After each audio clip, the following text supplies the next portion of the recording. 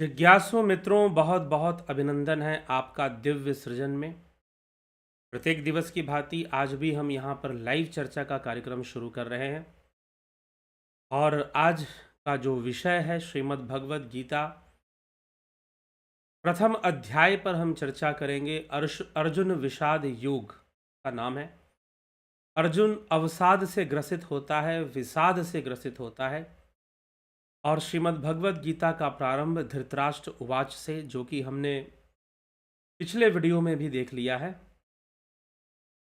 तो धृतराष्ट्र उवाच से शुरू होता है। धर्म क्षेत्रे कुरुक्षेत्रे समवेता युत्स्व मामका पांडवा शैव किम कुर्वता संजय, इससे शुरू होता है। तो अभी हम शुरू करेंगे, अभी हमने शुरू नहीं किया है।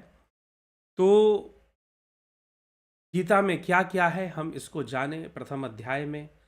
उससे पहले हम एक प्रार्थना, सर्व कल्याण की प्रार्थना जरूर कर लेते हैं।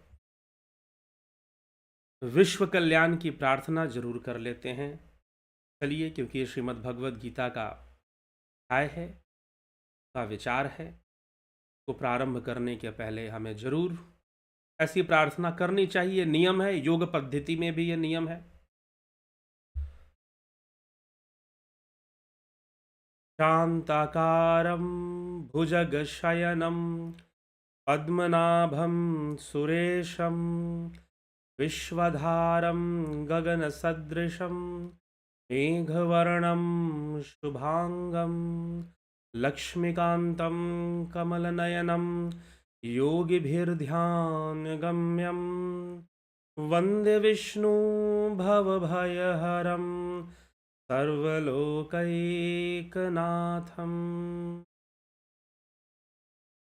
संगच्छध्वं संवदध्वं तं वो मनांसि जानताम्।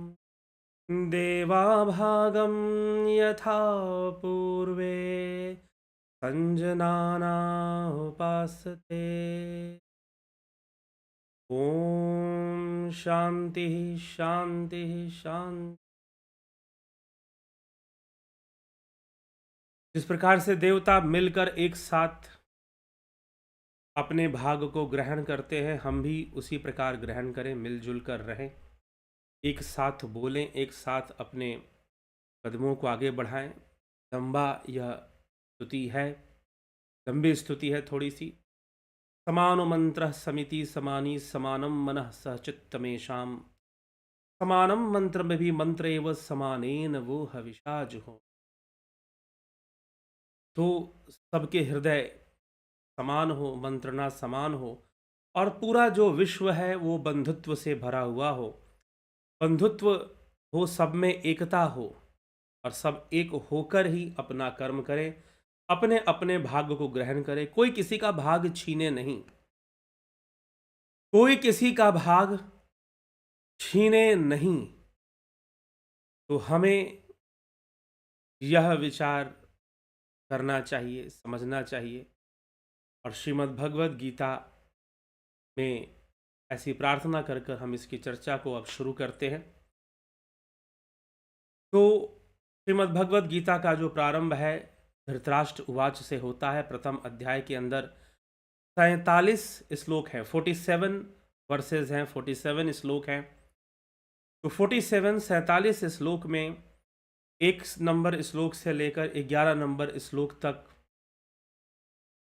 जो धृतराष्ट्र का प्रश्न है और योद्धाओं का वर्णन जो धृतराष्ट्र करते हैं। पहले पांडव साइड जो लोग हैं, पांडवों के तरफ जो लोग हैं उनका वर्णन करते हैं, फिर कौरवों की तरफ जो लोग हैं उनका वर्णन करते हैं, अलग अलग योद्धाओं का वर्णन करते हैं।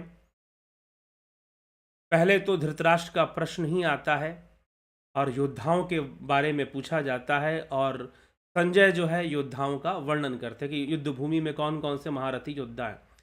फिर कौरव पक्ष के योद्धाओं का वर्णन है, आगे चलकर कौरव पक्ष के योद्धाओं का वर्णन मिलता है। फिर सभी योद्धाओं के द्वारा, महारथियों के द्वारा जो अलग अलग शंख बजाए गए हैं उनका वर्णन मिलता है। लगभग 11वें से 19वें श्लोक तक ऐसा वर्णन है। 20वें से 27वें श्लोक तक अर्जुन द्वारा युद्ध भूमि और सेना का निरीक्षण का वर्णन है। अर्जुन सेना का निरीक्षण करता है कि सभी अपने अपने जगह पर खड़े हैं कि नहीं खड़े हैं, क्या स्थिति है, उनकी सेना कितनी संख्या में दिखाई दे रही है, हमारी कितनी है, और क्या दृश्य बन रहा है। तो निरीक्षण करता है अर्जुन। और फिर 27वें से लेकर 47वें तक जो है अर्जुन का विषाद योग है। अर्जुन को जो अवसाद होता है उस अवसाद का वर्णन मिलता है। तो चलिए हम भी श्रीमद् भगवद गीता में इन श्लोकों के माध्यम से आगे बढ़ेंगे। तो 11वें श्लोक तक जो योद्धाओं का वर्णन है, कौन कौन से योद्धा हैं उपस्थित, उनको हम छोड़ते हैं। फिर 12वें से भी योद्धाओं का वर्णन मिलता है। और जो संजय है, पांडव के यहाँ के जितने भी योद्धा हैं उनका वर्णन करने के बाद कहता है 12वें सूत्र में, 12वें श्लोक में, तस्य संजय हर्षः कुरु वृधा पितामह सिंहनादम विंधौच्चैः शंख दध्मौ प्रतापवान। इसके बाद कुरुवंशियों में वृद्ध संजनयन हर्षा, तस्य संजनयन हर्षा कुरु वृद्ध पितामह। इसमें जो कुरुवंशियों में वृद्ध प्रतापी पितामह हैं, भीष्म ने उस दुर्योधन के हृदय में हर्ष उत्पन्न करते हुए उच्च स्वर से सिंह के समान गरज कर शंख बजाया। फिर एक साथ ही शंख, नगारे, ढोल, मृदंग और रणसिंगा आदि बाजे बजने लगे। वह शब्द बड़ा ही भयंकर हो रहा था जो वाद्य यंत्रों से निकल रहा था, क्योंकि वह युद्ध का शब्द था। युद्ध का शब्द था। इससे हमें एक युद्ध की संस्कृति भी पता चलती है कि जब युद्ध हुआ करता था इस तरह से युद्ध, तो बैंड बजे करते थे, नगाड़े बजा करता था और सैनिकों के जोश को बढ़ाने की कोशिश की जाती थी। इस तरह से जो युद्ध होता था, बैंड बजाकर, नगाड़े बजाकर सैनिकों के जोश को, उत्साह को बढ़ाने का प्रयास किया जाता था और वह शब्द बड़ा भयंकर होता था। संजय ऐसा बोलते हैं। ठीक है। फिर सफेद घोड़े से युक्त बड़े भारी रथ में बैठे हुए श्री कृष्ण और अर्जुन भी अपने अलौकिक शंख को बजाते हैं। पांश्चजन्य हृषिकेशो देवदत्तम धनंजय पौंड्रम दद्मौ महाशंखम भीमकर्मा वृकोदर। श्री कृष्ण ने पांश्चजन्य नामक और अर्जुन ने देवदत्त नामक शंख बजाया। भयानक कर्मकारी वृकोदर भीम ने पौंड्र नामक शंख, महान शंख बजाया।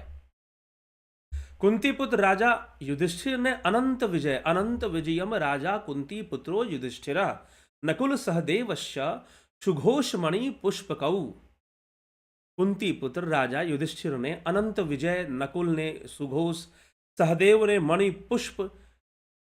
मणि पुष्पक नाम वाला शंख बजाया। काश्यश्च परमेश्वास शिखंडी च महारथ दृष्टधुम्नो विराटश्च सात्यकिश्च पराजितः द्रुपदो द्रौपदेयाश्च सर्वशः प्रतिविपते सौभद्रश्च महाबाहु शंखान् दद्मु पृथक पृथक। हे पृथ्वीनाथ, महाधनुर्धारी काशीराज, महारथी शिखंडी, दृष्टधुम्न और विराट, अजय, सात्विक, द्रुपद और द्रौपदी के पांचों पुत्र तथा महाबाहु सुभद्रा पुत्र अभिमन्यु, इन सब ने भी सब ओर से अलग अलग शंख बजाए। सघोषो हर्तराष्ट्राणाम हृदयानि वेदारयत नभश्य पृथ्वी चैव तू मृलो व्यनुनादयन। वह भयंकर शब्द आकाश और पृथ्वी को गुंजाता हुआ धृतराष्ट्र पुत्रों के हृदय को विदर्ण करने वाला था। 19वें श्लोक तक मात्र शंखों का ही वर्णन है। उसके बाद महर्षि वेदव्यास, जिन्होंने श्रीमद् भगवद गीता लिखी है, पूरा महाभारत ग्रंथ लिखा, उसी के भीष्म पर्व से लिया गया है। आगे वो कहते हैं कि हे पृथ्वीनाथ, फिर उस शंख चलने की तैयारी के समय, पृथ्वीनाथ कौन है यहाँ पर? धृतराष्ट्र है। तो संजय बोल रहा है कि उस शंख, उस शस्त्र चलने की तैयारी के समय युद्ध के लिए सजकर डटे हुए धृतराष्ट्र पुत्रों को देखकर कपिध्वज अर्जुन धनुष उठाकर श्री कृष्ण से इस तरह कहने लगा, हे अच्युत, जब तक इन खड़े हुए युद्ध इच्छुक वीरों को भली भांति देखूं कि इस रण उद्योग में मुझे किन किन के साथ युद्ध करना है, तब तक आप मेरे रथ को दोनों सेनाओं के बीच में खड़ा करिए। अर्जुन बड़े उत्साह में है, बड़े जोश में है, युद्ध करने के लिए पूर्णतः तत्पर है, फुल कॉन्फिडेंस में नजर आ रहा है कि मैं देखना चाहता हूं कि कौन कौन मुझसे युद्ध करने के लिए यहां पे खड़ा है। आगे बढ़ता है अर्जुन, श्री कृष्ण रथ को आगे ले चलते हैं। दुर्मति दुर्योधन का युद्ध में भला चाहने वाले ये राजा लोग यहां आए हैं।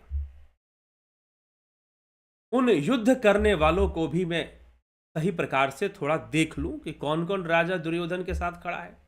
संजय बोले, हे भारत, निद्राजीत अर्जुन इस प्रकार प्रेरित हुए कृष्ण उस उत्तम रथ को दोनों सेनाओं के बीच में भीष्म और द्रोणाचार्य के तथा अन्य सब राजाओं के सामने खड़ा करके बोले, हे पार्थ, इन इकट्ठे हुए कौरवों को तुम देखो। फिर वह प्रथापुत्र अर्जुन वहां दोनों सेनाओं में खड़े हुए अपने ताऊ, चाचों को, दादों को, गुरुओं को, मामों को, भाइयों को, पुत्रों को, पौत्रों को, मित्रों को, ससुरों को, सुहृद वर्गों को वहां उन सभी कुटुंबियों को खड़े हुए देखकर अत्यंत करुणा से घिरकर वह कुंती पुत्र अर्जुन शोक से व्याकुल होता हुआ इस प्रकार कहने लगा, हे कृष्ण, सामने खड़े हुए युद्ध के इच्छुक जन समुदाय को देखकर मेरे सब अंग शिथिल हो रहे हैं, मुख सूख रहा है, मेरे शरीर से कंप और रोमांच हो रहा है। ये सिम्टम किसका है वैसे? इस तरह का सिम्टम अचानक से अगर पैदा हो जाए तो उसे हम क्या कहते हैं? उसे हम कहते हैं पैनिक अटैक। अगर इस प्रकार का सिम्टम अचानक से आ जाए तो उसे हम कहते हैं पैनिक अटैक। पैनिक अटैक मतलब अचानक से व्यक्ति डिप्रेशन में चला गया, अचानक से नेगेटिव माइंडेड हो गया। अभी तक तो सब भला था लेकिन अचानक से पता नहीं उसे क्या हो गया, शरीर कांपने लगा, पसीने निकलने लगे। This is called panic attack. कई बार यह अटैक उस सिचुएशन में आता है जब ऐसे सिचुएशन में आप पड़ जाते हो। ऐसा नहीं कि सबको आता है, जो लोग थोड़ा मन से दुर्बल हैं उन्हीं को, लेकिन हम अर्जुन मन से दुर्बल हम ऐसा नहीं कह सकते, किसी को भी आ सकता है। अगर बहुत ज़्यादा नेगेटिव सिचुएशन उसके सामने आ जाए तो चारों तरफ से उसको लगे कि भाई विनाश होने वाला है, मैं मरने वाला हूँ, तो पैनिक अटैक उसे हो सकता है। कुछ लोग जो कमज़ोर हैं उनको ज़्यादा होता है, जल्दी जल्दी हो जाता है। तो पैनिक अटैक में शरीर में कंपन आना, पसीने निकलना, कमजोरी महसूस होना। कितना भी बलवान आदमी हो, अगर पैनिक अटैक हो जाएगा कमजोरी महसूस करे, जैसे कोई ताकत ही नहीं है। ठीक है, तो अर्जुन सारा दृश्य देखता है कि मेरे ही चाचा लोग हैं, मेरे ही भतीजे लोग हैं, मेरा पूरा खानदान है, भाई, भतीजा, चाचा, सब, पितामह, दादा, सब तो खड़े ही यहाँ पर, कौन नहीं खड़ा? पूरा कुटुंब ही मेरा इस युद्ध भूमि में खड़ा हो रखा है। अर्जुन को ये सारा दृश्य देखकर उसको पैनिक अटैक हो जाता है, वो अपना संतुलन खोने लग जाता है, अवसाद से ग्रसित हो जाता है। वास्तव में ये अवस्था भी क्या है? यह अवस्था भी तो एक विचारों का वेग है, एक वृत्तियों का वेग है। वृत्तियां ही तो हैं, पूर्व संस्कारों से जो मन उसका भरा हुआ है कि हमें शुभ कर्म करने चाहिए, हमें अच्छे कर्म करने चाहिए, हमें भला कर्म करना चाहिए, हमें व्यर्थ का हिंसा भी नहीं करनी चाहिए। अर्जुन को जो ऋषि मुनियों से जो शिक्षा मिली है और जो ज्ञान मिला है, उन सब के वशीभूत उसको ऐसा होता है और वो सोचता है कि ये क्या, पूरे कुटुंब का ही विनाश। अरे जिनके लिए हम भूमि चाहते हैं वो सारे युद्ध में खड़े हैं लड़ने मरने के लिए। तो ये तो बड़ी विचित्र स्थिति है मेरे सामने, और उसका शरीर कांपने लग जाता है, शिथिल पड़ जाता है, गांडीव हाथ से छोड़ देता है। This is the panic attack. विचारों का ऐसा, इसलिए विचार बहुत ताकतवर चीज होते हैं, विचार कुछ भी कर सकते हैं। मन के ही विचार, अपने ही विचार आपकी मृत्यु के कारण बन जाते हैं। किसी परिस्थिति में आप कितने भी बलशाली क्यों ना, खूब बॉडी बिल्डर हो, खूब टैलेंटेड हो, खूब बुद्धिजीवी हो, लेकिन पता नहीं मन कौन सी दिशा पकड़ ले। अगर पकड़ लिया तो पता नहीं क्या हो जाएगा। तो आज विश्व का सबसे बड़ा धनुर्धर, विश्व का महान धनुर्धर, और इस प्रकार का तपस्वी योद्धा अर्जुन जो है ऐसी अवस्था में पड़ गया है, उसे पैनिक अटैक हो गया, उसके शरीर शिथिल हो रहे हैं, पसीना निकल रहा है, थर थर कांप रहा है। ये कैसा दृश्य है? पूरा खानदान, मेरा पूरा कुटुंब तो युद्ध भूमि में मरने के लिए खड़ा है। ये क्या हो रहा है केशव? मैं इनको देख नहीं पा रहा हूं। गांडीवम संसते हस्तात्व चैव परिध्यते न च शक्तोभ्यवस्थातुम भ्रमतीव च मे मनः। गांडीव धनुष हाथ से खिसक रहा है, त्वचा बहुत जलती है, साथ ही मेरा मन भ्रमित सा हो रहा है, मैं खड़ा रहने में भी समर्थ नहीं हूं। अर्जुन कहता है, हे कृष्ण, इसके सिवा और भी सब लक्षण मुझे विपरीत ही दिखाई देते हैं। युद्ध में अपने कुल को नष्ट करने में मैं कल्याण को नहीं देख रहा हूं। हे कृष्ण, मैं ना विजय ही चाहता हूं, ना राज्य का सुख ही चाहता हूं। हे कृष्ण, हमें राज्य से, भोगों से या जीवित रहने से क्या प्रयोजन है? हम जिनके लिए राज्य, भोग और सुख आदि चाहते हैं, वे ये हमारे गुरुजन, ताऊ, चाचा, लड़के, दादा, मामा, ससुर, पोते, साले और अन्य कुटुंबी लोग धन और प्राणों के मोह त्याग कर युद्ध भूमि में खड़े हैं। हे मधुसूदन, मुझ पर वार करते हुए भी इन संबंधियों को त्रिलोकी का राज्य पाने के लिए भी मैं मारना नहीं चाहूंगा। फिर जरा सी पृथ्वी के लिए, थोड़े से राज्य का भाग के लिए कहना ही क्या, मैं युद्ध नहीं करूंगा। हे जनार्दन, इन धृतराष्ट्र पुत्रों को मारने से हमें क्या प्रसन्नता होगी? प्रत्युत इन आतताइयों को मारने से हमें पाप ही तो लगेगा। इसलिए हे माधव, अपने कुटुंबी धृतराष्ट्र पुत्रों को मारना हमें उचित नहीं है, क्योंकि अपने कुटुंब को नष्ट करके हम कैसे भला सुखी हो सकते हैं? यद्यपि लोभ के कारण यद्यपयते न पश्यन्ति लोभोपहत चेतसा कुलक्षय कृतम दोषम मित्र दोहे च पातकम। यद्यपि लोभ के कारण जिनका चित्त भ्रष्ट हो चुका है, ऐसे ये कौरव कुल क्षय जनित दोष को और मित्रों के साथ वैर करने में होने वाले पाप को नहीं देख रहे हैं, तो भी हे जनार्दन, कुल नाश जन्य दोषों को भली प्रकार जानने वाले हम लोग इस पाप से बचने का उपाय क्यों नहीं खोजना चाहिए? यह तो सिद्ध ही है कि कुल का नाश होने से सनातन कुल धर्म नष्ट हो जाते हैं, और धर्म का नाश होने से सारे कुल को सब ओर से पाप दबा लेता है। हे कृष्ण, इस तरह पाप से घिर जाने पर कुल की स्त्रियां दूषित होती हैं। हे वार्ष्णेय, स्त्रियों के दूषित होने पर वर्ण संकरता आती है। वर्ण संकरता उन कुल घातियों और कुल को नरक में ले जाने का कारण बनती हैं, क्योंकि उन पितर लोग पिंड क्रिया और जल क्रिया नष्ट हो जाने के कारण अपने स्थान से पतित हो जाते हैं। इस प्रकार वर्ण संकरता को उत्पन्न करने वाले उपयुक्त दोषों से उन कुल घातियों के सनातन कुल धर्म और जाति धर्म नष्ट हो जाते हैं। हे जनार्दन, जिसके कुल धर्म नष्ट हो चुके हैं, ऐसे मनुष्यों का निसंदेह नरक में वास होता है, ऐसा हमने सुना है। अहो, शोक है कि हम लोग बड़ा भारी पाप करने का निश्चय कर बैठे हैं, जो कि इस राज्य सुख के लोभ से अपने कुटुंब का नाश करने के लिए तैयार हो गए हैं। यदि मुझ सहस्त्र रहित और सामना न करने वाले इस शस्त्रधारी धृतराष्ट्र पुत्र रणभूमि में मुझे मार डालें, वह मेरे लिए अच्छा है, लेकिन यह युद्ध नहीं। संजय बोला। उस रणभूमि में वह अर्जुन इस प्रकार कहकर बाणों सहित धनुष छोड़कर शोकाकुल चित्त हो रथ के ऊपर बैठ गया, और ऐसी बातें कहकर कि मुझसे युद्ध ना हो पाएगा कृष्ण, मैं युद्ध ना कर पाऊंगा, अर्जुन विषाद को प्राप्त हो गया। अर्जुन युद्ध करने के लिए तैयार नहीं है। उसे युद्ध करने में सिर्फ हानि और हानि ही दिखाई दे रही है, कोई लाभ नहीं दिखाई दे रहा। जी हाँ, यह युद्ध ही ऐसा है। पूरा पांडवों का कुटुंब और कौरवों का कुटुंब उस युद्ध भूमि में खड़ा है। तो अब क्या होगा? युद्ध होगा। चारों तरफ अपने ही भाई भतीजे मरते हुए दिखाई दे रहे हैं, कोई लाभ नहीं होगा, तो मैं भला ये युद्ध क्यों करूं? दूसरा युद्ध होने से, कुल धर्म नष्ट होने से, पाप लगने से कुल धर्म नष्ट होता है, कुल धर्म नष्ट होने से स्त्रियां पतित होती हैं, और उससे वर्ण शंकर संतानों की उत्पत्ति होती है। अर्जुन ऐसा कह रहा है। यद्यपि अर्जुन का जो कहना है वह मोहवश ही है। मोहवश ही है क्योंकि यह वर्ण संकरता भी एक भ्रम रूप में है। वास्तव में वर्ण संकरता भी एक भ्रम रूप में है।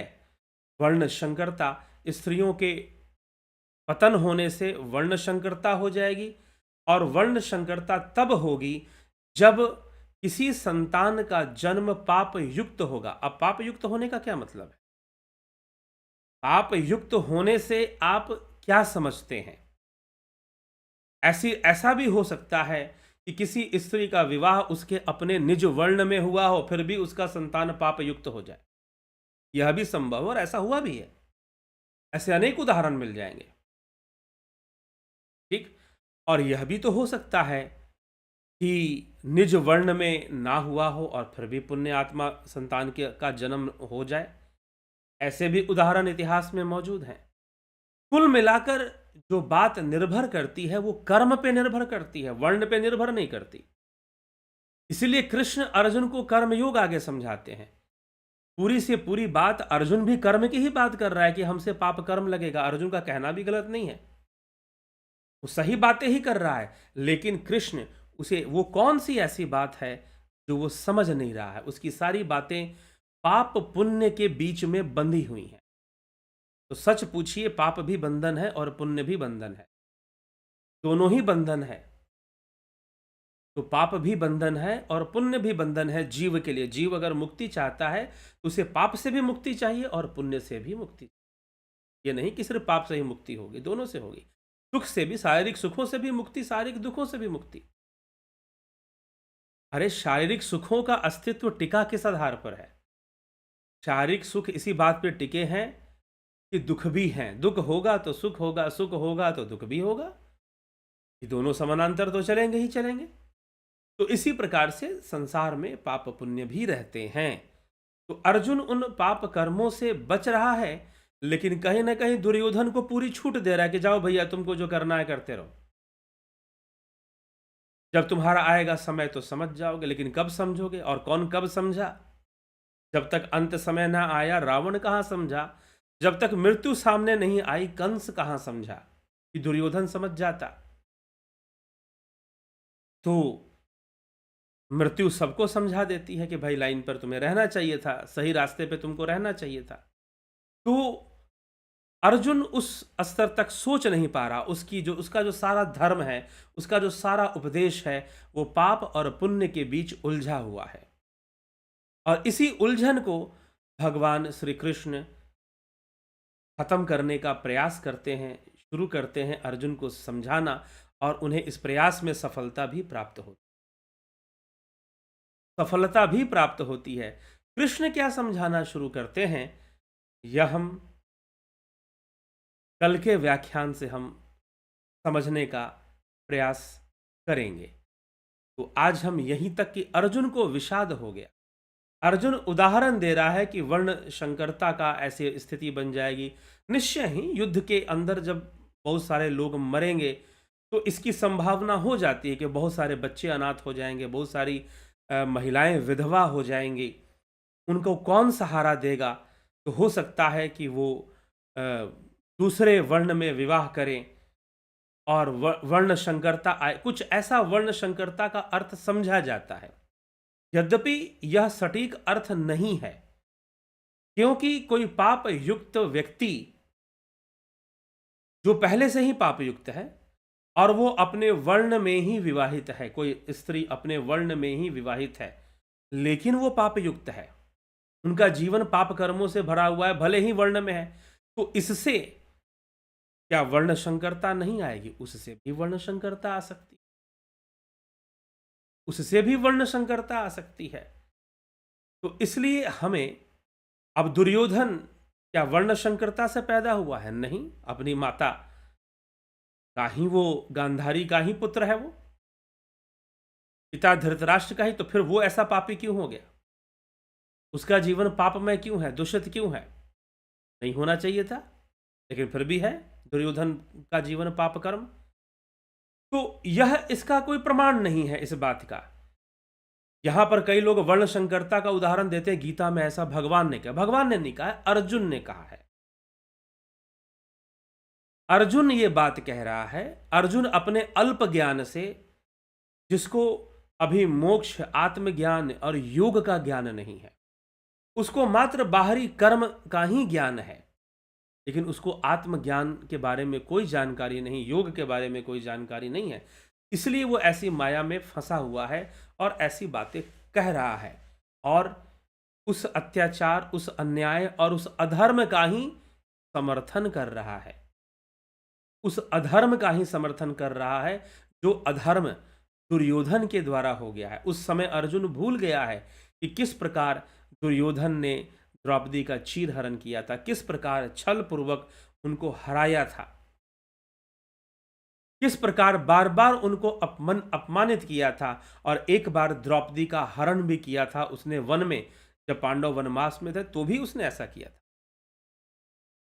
तो इस तरह से बहुत सारी बातें थी दुर्योधन के साथ, लेकिन जो श्रीमद् भगवद गीता है, यहाँ पर अर्जुन जो है अभी अपने कुल का नाश को देखकर, कि मेरे कुल का नाश होने वाला, यह देखकर अत्यंत मोहित है, और मोहित होकर अपनी बातों को कहे जा रहा है, कुछ भी बोले जा रहा है। अब उसे बोलने की जरूरत है। क्यों जरूरत है?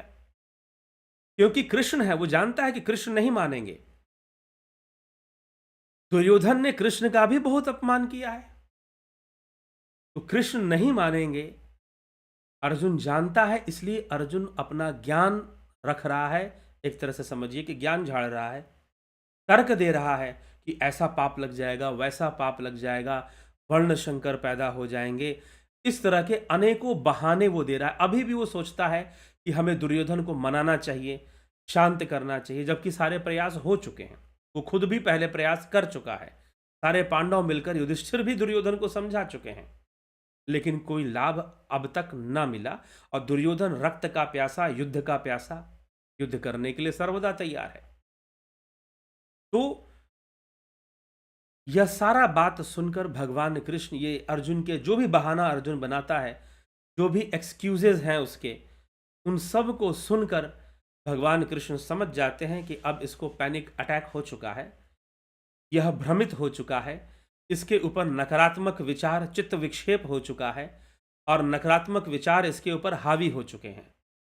अब भगवान कृष्ण का कार्य है कि सारथी होते हुए अर्जुन को समझाएं कि जो भी वो कह रहा है, वर्ण संकरता की बात कर रहा है, चाहे पाप पुण्य की बात कर रहा है, आगे वो चलकर ब्रह्मचारी होने की भी बात कर देगा। तो ये सारी जो बातें हैं, सारे जो अर्जुन के तर्क हैं और अर्जुन का जो ज्ञान है, उसको समझाएं और उसे सही रास्ते पर, उसे कर्तव्य पथ पर लेकर आए, उसे कर्तव्य पथ पर लेकर आए। तो कर्तव्य पथ पर उसे लेकर आए, यह प्रयास है भगवान कृष्ण का। तो दूसरा अध्याय जो कि सांख्य योग नामक अध्याय है, उसी से श्री भगवान अपना उपदेश देना शुरू करते हैं। तो चलिए, कल से हम सांख्य योग नामक अध्याय पर चर्चा शुरू करेंगे। ठीक है, बहुत बहुत आभार आप सभी का। जुड़े रहें, बने रहें, और वीडियोस को दूसरों तक पहुंचाते भी रहें, शेयर भी करते रहें, सब्सक्राइब भी करते रहें। ठीक है, बहुत बहुत आभार आप सभी। इसी के साथ विराम देते हैं।